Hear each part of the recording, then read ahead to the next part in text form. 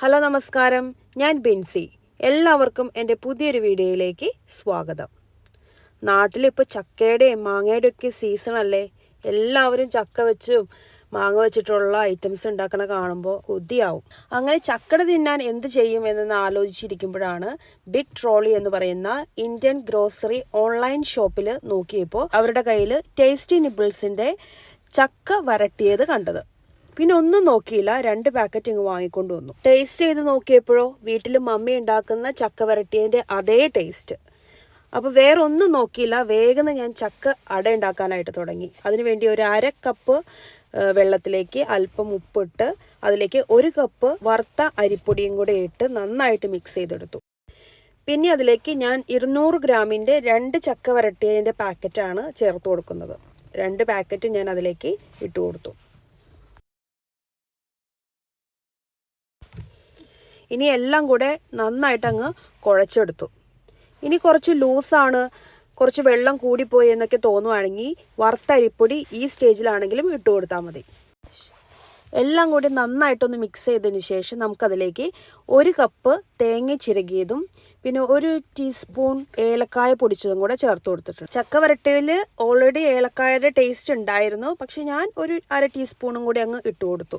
എല്ലാം കൂടി നന്നായിട്ട് മിക്സ് ചെയ്തതിന് ശേഷം നമുക്ക് വാഴയിലയിൽ പരത്തിയെടുക്കാം. ചക്കട നല്ല എടന ഇലയിലാണ് ഉണ്ടാക്കിയെടുക്കേണ്ടത്. പക്ഷേ ഇവിടെ ഓസ്ട്രേലിയയിലെ എടനയില കിട്ടാനില്ലാത്തത് കൊണ്ട് ഞാൻ തൽക്കാലം ചേട്ടൻ്റെ വീട്ടിൽ നിന്ന് പറിച്ചുകൊണ്ട് വന്ന വാഴയിലയിൽ ഉണ്ടാക്കിയെടുത്തു. ഞാനിങ്ങനെ ചെറിയ അടയായിട്ടാണ് ഉണ്ടാക്കിയെടുക്കുന്നത്.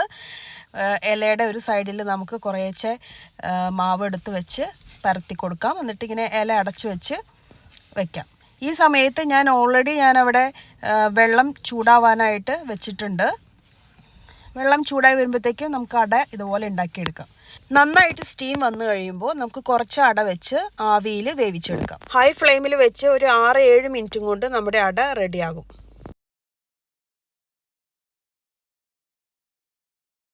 നല്ല ആവി പറക്കുന്ന ചക്ക അട ഇവിടെ റെഡി.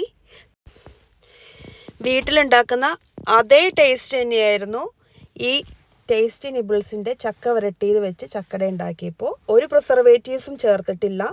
ചക്ക, ശർക്കര, ഏലക്കായപ്പൊടി അതുപോലെ തന്നെ ജീരകപ്പൊടി മാത്രമാണ് ഇതിനകത്തുള്ളത്.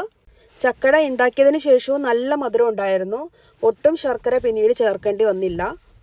അപ്പോൾ ഞങ്ങളെപ്പോലെയുള്ള പ്രവാസികൾ, ചക്ക കിട്ടാത്ത രാജ്യങ്ങളിൽ താമസിക്കുന്ന ആൾക്കാർ ടേസ്റ്റി നിബിൾസിൻ്റെ ഈ ചക്ക വരട്ടിയത് കിട്ടുവാണെങ്കിൽ ഉറപ്പായിട്ടും അത് വെച്ച് ചക്കവട ഉണ്ടാക്കി നോക്കണം. നല്ല അടിപൊളി ടേസ്റ്റാണ്. Big trolley online shop Sydney Campbelltown Camden ഭാഗത്താണ് അവർ ഡെലിവറി ചെയ്യുന്നത്. അവരുടെ ലിങ്ക് ഞാൻ ഡിസ്ക്രിപ്ഷനിൽ കൊടുത്തേക്കാം.